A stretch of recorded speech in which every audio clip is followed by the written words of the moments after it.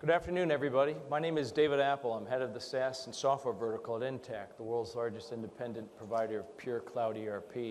It's our pleasure to be hosting today's tactical stage, and we got a fantastic session coming up here in just a moment, led by Monica Adractas, the Director of the Americas for Facebook Workplace. She's going to be talking about the customer is still always right. And for those of us who've ever thought about what's the magic and intrigue about Facebook and what it's done and how it engages people, Monica's got some fantastic insights of how we can apply that to our conversations, our engagements with our customers. That's our hope. As she and I were prepping for this session, it's her hope as you guys all walk away with some insights how you can bring consumerization to your own customer experience. Monica's got quite a bit of experience here. Early in her career, she worked at Starbucks and then Holiday Inn Express. Spent 10 years at McKinsey, involved in over 60 other consumer products companies and engagements with them, and then just spent the last several years at Box as the head of customer success. So she brings a great perspective both from the past and the present. We hope you all enjoy. Monica Adractas.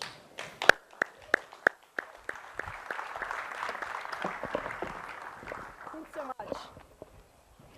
Thanks, David, for that great intro. Hi, everyone. I'm here to talk to you about how to bring a consumer mindset into your SaaS business.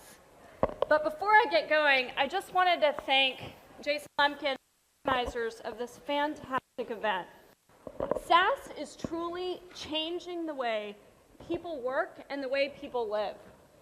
And so much of that momentum is being driven by the people at this event and the people in this room.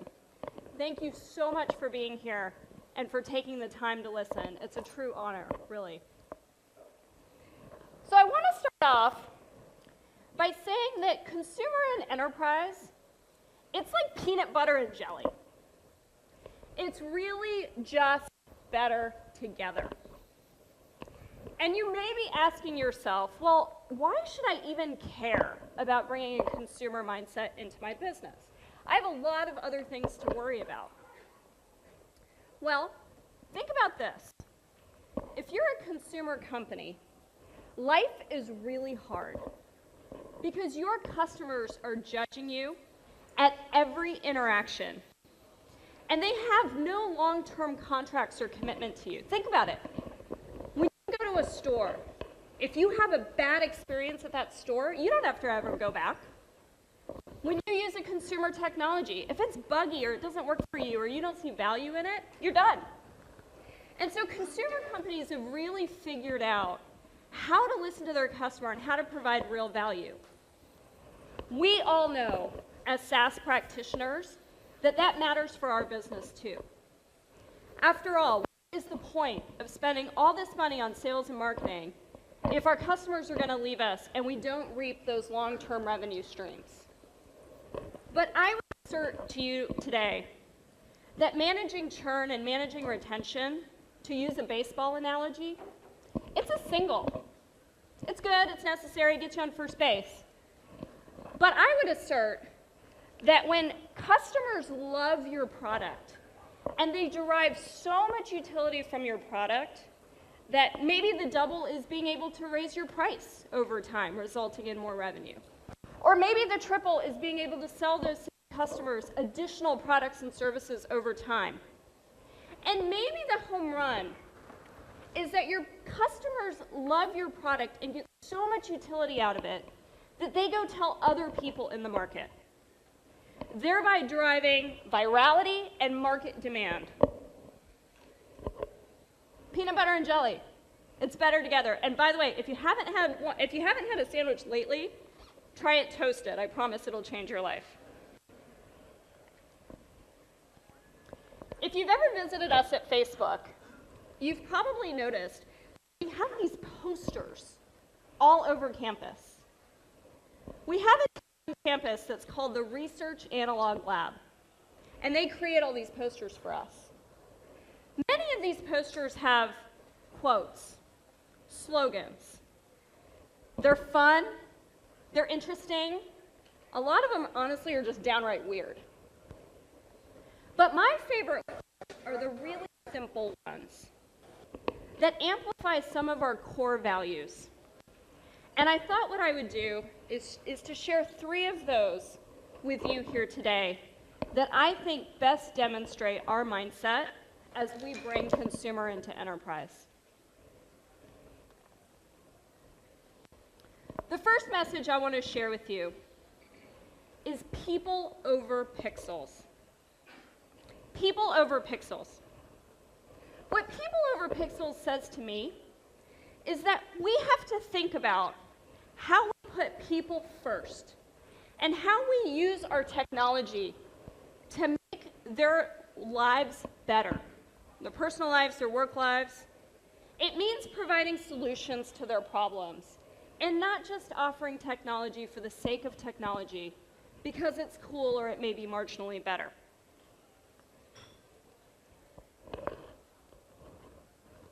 Let's face it, change is happening. We know this. This is not a surprise. Change is happening fast in the world around us, often driven by technology. And I think the world around us is a great place to identify opportunities where you can help people and you can identify problems. At Workplace, we think a lot about the way the world is changing when it comes to people's work environments. Think about the work environment of yesterday. It was really traditional. It was fixed. There were multiple sources of information. It was command and control. It operated in silos, and it provided exclusive access to some. Given changes in technology and the way that we're all operating in our personal lives, this is evolving rapidly to a next generation workplace. That next generation workplace is highly mobile. It offers a centralized platform and transparent sources of information. It's open, it's democratic, it's connected, and it provides access to all, not some. This is already how we are living in our personal life, and we're bringing the same habits, behavior, and expectations into the workplace. If you think about younger workers today, they have grown up with this as an expectation, and they will be the majority of our workforce in no time soon. Okay, so to continue with the changing work environment that we're all experiencing, I want to talk about the Harvard Business Review. The Harvard Business Review likens what's happening to something that they call new power. And they describe new power as a current. New power is no longer an ivory tower of siloed information, but instead it's open, it's participatory, and it's peer-driven. Like water or electricity, new power surges. And the goal with new power is not to hoard it, it's to channel it. Let's look at one other thing that's changing for all of us. The way that we communicate. So let's look at this one example from my recent trip to Italy. Not that long ago, I made a trip to Italy. I would communicate about it via text, maybe an email, maybe an SMS, to my friends and family. That very quickly evolved to photo on platforms like Facebook and Instagram. That is very quickly evolving to video. We're seeing our daily page views of videos skyrocket on the Facebook platform. And even that is evolving rapidly to more rich and immersive forms of media, such as 360 video. So what's fascinating about this is that in our personal lives, most of us are communicating on the right-hand side of this chart. But if you think about the way that you communicate in your work life, my guess is you're on the left-hand side. So it just doesn't add up. Why are we communicating on the right-hand side in our personal life and the left-hand side in our work life? That is the people over pixels problem that we're trying to solve with Workplace. So just for a little context, actually, let me ask you a question, just a show of hands. I think I can see you. How many of you, raise your hand, have a Facebook account? Okay. So this is a picture of Workplace.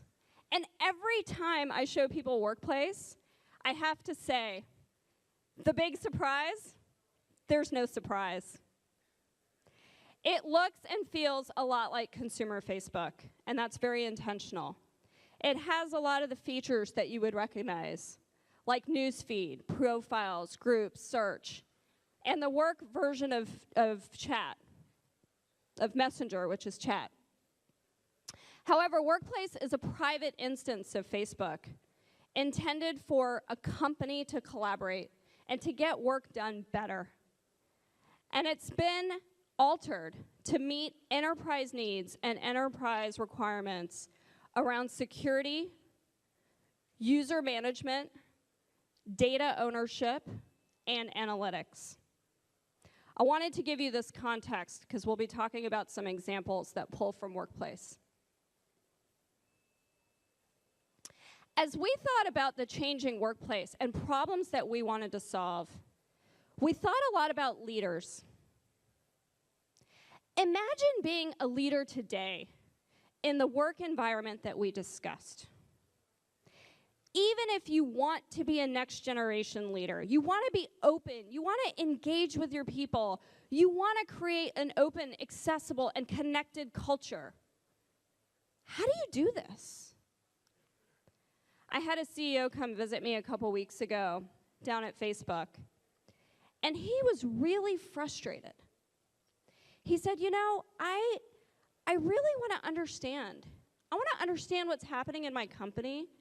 I want to understand what my employees think, because I'm pretty sure they would have some great feedback that would enable me to make better decisions. And he said, I'm really frustrated because, like a lot of great leaders, he makes the time to go out into the field and interact with his employees. But he said, every time I do, I feel like they've been scripted. And I can't get my finger on the pulse of what's really going on. So with Workplace now, he's able to engage. He's able to have a real dialogue with his employees. And maybe most importantly, he's able to listen. He's really listening to what's going on, which is enabling him to make better decisions and move his company faster. By the way, this is an example of a CEO using Workplace to go live. He's the CEO of a shipping company in Norway, and many of his employees are on ships in the middle of the ocean. It's amazing. So you may be wondering why there's a group of guys playing broomball on the screen behind me right now. No surprise, this is from our friends over at GoPro. GoPro's grown very, very quickly, and as a result, they've struggled with how to bring that one culture and connectedness that we talked about. This video was the first that they posted in a group that they created for internal dog fooding called Live It, Eat It, Love It.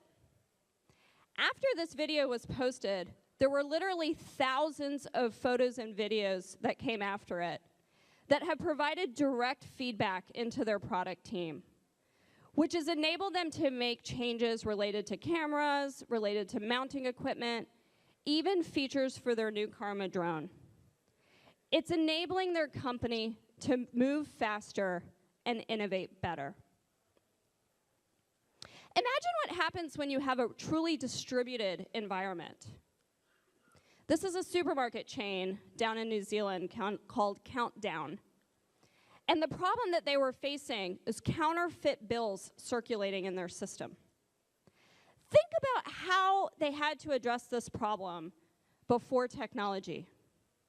Somebody at headquarters would literally have had to draft a communication.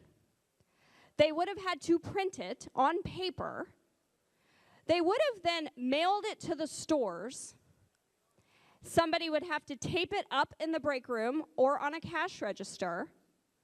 And then you would just hope that people read it, remembered the message, and were able to enforce it with customers.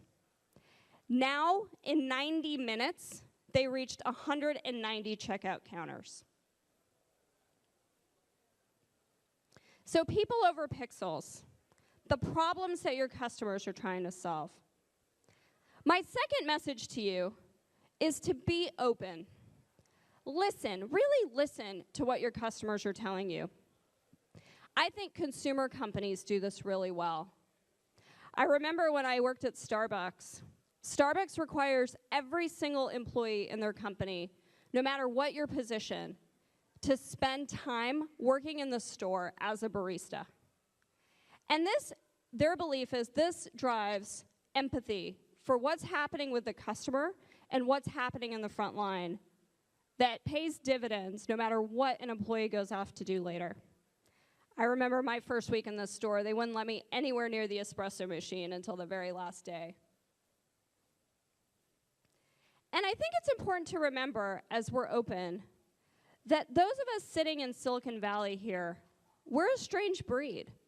I mean, let's face it, we all have multiple laptops, tablets, phones. We can't go 10 minutes without checking our email, SMS, and 5 apps. My 7-year-old daughter knows Scratch programming and wants to be a mobile programmer, and just asked me last weekend if she can have her own blog. It's important to remember that we have 1% problems and issues here in Silicon Valley, and we do not represent customers at large. Most workers aren't like us. They're not behind a desk, and they may not even be connected by technology to their place of work. Starbucks recently addressed this problem with Workplace by connecting people across their stores and went live to a very distributed workforce. This is enabling their culture to come together in some pretty difficult times here in this country, and also enabling cross-pollination of best practices, such as how to merchandise, and greater collective success. One more example I want to give you of workers being different. A company called Fit for Mom. Fit for Mom is a franchise model, and they have instructors in over 1,000 locations that provide fitness programs to moms. Previously, they had no great way to facilitate communication across their organization. Now, they're using Live to offer 30-minute instructional videos on a daily basis. This is energizing, inspiring, and spreading best practices across their company. So yeah, we listen a lot. And at Facebook, we thought about how could we possibly listen to more people at scale. And so we decided to apply something called Metcalfes Law. If you're not familiar with Metcalfes Law, it was invented by Bob Metcalfe a few years ago and originally referred to the telephone system. And it goes something like this, which is basically the more nodes that you add to a network, the more valuable the network becomes. And that's because each node in the network can talk to every other node in the network. So for example, on the left-hand side of this chart, you've got 5 nodes, which comprise 10 connections. But on the right-hand side, you have 12 nodes, which equate to 66 connections. Obviously, a very important concept for Facebook, a really important concept how we think about networks in companies for Workplace, but we wanted to take this one step further. In Workplace, there's a functionality that's called multi-company groups. This is the ability to communicate and collaborate with another company or companies that are on Workplace. As the world gets more specialized, we think this is critical because we have so much more coordination and collaboration to do with customers, vendors, partners, etc. And so what we did was created the concept of customer groups and partner groups where everyone can share best practices, information, and feedback. Some of our best ideas have come from these groups. So we listen a lot, but we're also obsessed with the data. On the chart behind me is one customer that deployed Workplace and took to it very quickly. You can see they achieved almost 95% claim rate almost in the first week. We love this, obviously. But we don't take it for granted, and we dig into the data to try to understand what actions, what features, what timing enabled this user engagement to happen. We run A/B tests constantly because we recognize that it's often a series of really small decisions that create for greater impact when it comes to user engagement. It's really important that all functions in your company work together on this. At Workplace, our one primary metric across our entire team is user engagement. When I was at Box and we were driving customer retention programs, we made customer retention one of our core 4 primary metrics. And I'm pretty convinced that that was a key success factor to what enabled industry-leading retention at Box. So it's absolutely critical that go-to-market and product work hand-to-hand. And for those of you who are investors and CEOs, keeping an eye on that and intervening when necessary is critical for user engagement. The third and final message that I wanted to bring to you is that fortune favors the bold. Many of you have already made very bold decisions. Maybe you left a well-paying job. Maybe you've had to hire people, fire people, self-fund your company, or take VC funding. I would challenge you to make equally bold decisions as it relates to your customer. We've made some pretty bold decisions at Workplace, and I wanted to share a couple of examples with you here today. Many of you might remember when Workplace was in beta, we were called Facebook at Work. And back in the day, Facebook at Work was actually an integrated offering with consumer Facebook. This was really natural to those at Facebook. This was how Facebook had used the product for over 10 years. And Facebook's DNA really just didn't understand why anybody would want a separated offering, as much as that may seem counterintuitive to all of, or intuitive to all of us. As Facebook at Work went into the market, they learned that, wow, users actually don't want all of their personal and work information commingled. They want it separate. And enterprises had high needs around security and data control and user management. This was a really bold decision for Facebook to separate out the two platforms. But we knew that without the bold decision, potentially there'd be no future for Workplace. Another bold decision that I mentioned earlier that we've made at Workplace is to be absolutely obsessed with user engagement. It is our one primary metric and our North Star. And the implication of that is that there are many other core metrics that we have deemed are important, but aren't our North Star. And those include things which I'm sure are important to all of us, like revenue, seats, logos, contract. All of those take second stage to user engagement. A really good example of this, and another bold choice, is how groups show up in Workplace. We have over 1 billion people that use groups on consumer Facebook. I'm sure many of you are probably part of a family group or an alumni group. However, my guess is that most of the time when you post on Facebook, you're posting to your entire friends and family network on your timeline.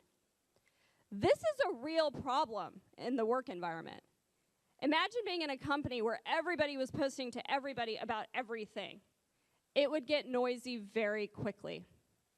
And so we elevated the prominence of groups in the product.